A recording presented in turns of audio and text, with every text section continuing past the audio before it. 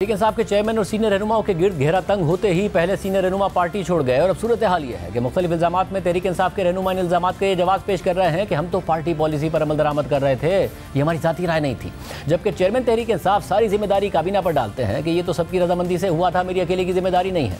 190 million pound case में भी यही हुआ। फिर 9 मई के वाकयात पर पार्टी रहनुमा चेयरमैन पीटीआई पर जिम्मेदारी डालते हैं और चेयरमैन पीटीआई ये कह देते हैं कि मुझे क्या पता, मैं तो गिरफ्तार था।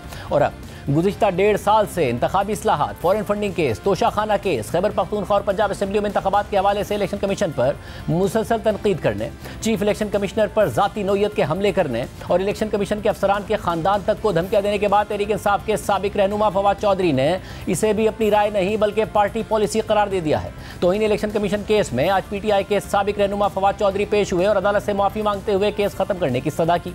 समाअत के दौरान फवाद चौधरी ने इलेक्शन कमीशन को बताया कि मैं अपनी जमात का सफ़ीर था, मैं ज़ाती हैसियत में मुआज़रत कर सकता हूँ, मेरी माज़रत कबूल करें, शो कॉज नोटिस वापस ले लें, पार्टी एक इदारा है, मैं उनका तर्जुमान था, ज़ाती हैसियत में मुआज़रत कर सकता हूँ, मैं कानूनी केसेस में नहीं पढ़ना चाहता, आपके लिए एहतराम है। उस वक्त पार्टी की पोजीशन थी जो मैंने बयान कर दी। इस पर chief election commissioner Sikandar Sultan Raja ने उनसे सवाल किया कि पार्टी चीफ आपसे कत्ल करवाएंगे तो क्या आप कर देंगे? इस पर फवाद चौधरी ने जवाब दिया कि मैं ऐसा नहीं करूंगा। चीफ इलेक्शन कमिश्नर ने उनसे कहा कि पार्टी चेयरमैन कोई गलत बात करे तो मान लेंगे, आपकी जमात ने कमीशन और मेरी ज़ात के हवाले से क्या क्या नहीं कहा, मेरी बीवी के बारे में ओपन जलसे में कहा गया, फिर मीडिया के सामने मुकर भी गए। समाअत के दौरान फवाद चौधरी ने कहा कि मेरी मुआवजत कबूल कर लें और केस ड्रॉप कर दें। इस पर चीफ इलेक्शन कमिश्नर ने उनसे कहा कि अगर आप माफ़ी मांगना चाहते हैं तो तहरीरी माफ़ी मांगे। तो फवाद चौधरी ने जवाब दिया कि मैंने ज़बानी माफ़ी मांग ली है। चीफ इलेक्शन कमिश्नर ने उनसे एक बार फिर कहा कि माफ़ी तहरीरी होती है, आप माफ़ी जमा करा दें, कमीशन उस पर गौर कर लेगा। ये कहते हुए इलेक्शन कमीशन ने फवाद चौधरी के खिलाफ तौहीन इलेक्शन कमीशन का केस 1 अगस्त तक मुलतवी कर दिया। समाअत के बाद फवाद चौधरी ने मीडिया को बताया कि उन्होंने जो भी कहा वो पार्टी पॉलिसी थी, वो तहरीरी माफ़ी मांगने को भी तैयार है। आज केस था आपका इलेक्शन कमीशन में, उसका क्या बना है?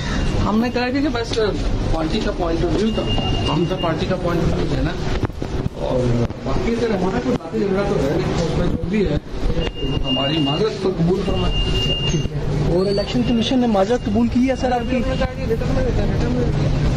रिटर्न में देंगे सर आप? वही फवाद चौधरी हैं जो रवा साल जब से उनके असद उमर के और चेयरमैन तहरीक इंसाफ के खिलाफ तौहीन इलेक्शन कमीशन और चीफ इलेक्शन कमिश्नर का केस चल रहा है, उससे मुख्तलिफ तरीक़ों से फरार इख्तियार कर रहे थे। Chief election commissioner, election commission और इदारों के बारे में फवाद चौधरी क्या कहते थे, सुनिए। मुल्क में शफाफ इलेक्शन कराने हैं, इलेक्शन कमीशन बदलना पड़ेगा, इन्हें रिज़ाइन करना चाहिए और अगर नहीं करते तो हम फिर रास्त इक़दाम करेंगे।